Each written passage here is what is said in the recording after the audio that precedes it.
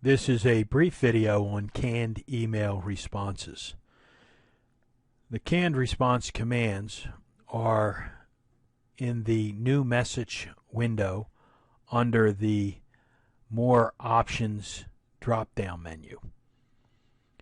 The first step would be to create a canned response. This is most efficiently done while in the normal course of business you type an email that you recognize as one you type frequently.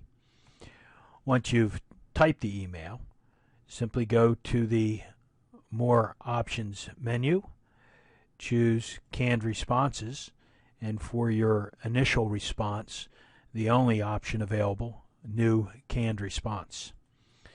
Once you've selected that, it will ask you to name the response. The naming convention is important for two reasons. The first is to be able to identify which items in the drafts folder are canned responses. All canned responses are saved in the drafts folder. The second, of course, would be to identify the canned response you want from your list of responses. I use the acronym for Canned Responses Are Perfect. The type of client that I am sending the email to, and then just simply a number. Once you OK that, you have saved your first canned response. Now, to utilize that saved response, you open up a new message window. Make sure your cursor is in the body of the email. Go to More Options, Canned Responses, and under the Insert heading, choose the canned response you want. Canned responses do not save the subject, so you'll have to type that. And of course, you'll want to change the variables within the body of the email. In this case, it's a rental request, so I would put in the address they were interested in, and then enter the email address. And that's it, just that quick. One nice feature with canned responses is the ability to change them over time.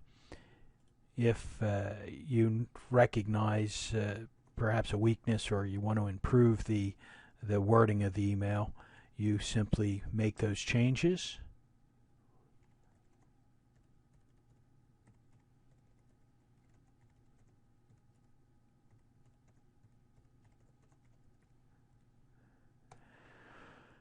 Go to the Canned Response menu, and under the Saved heading, choose the response that you are improving and say OK. Going forward, the new language will be in each and every email you send.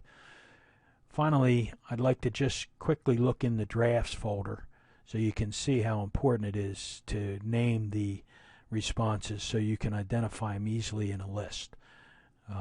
You can tell right away that's a canned response. Identify the ones that are not.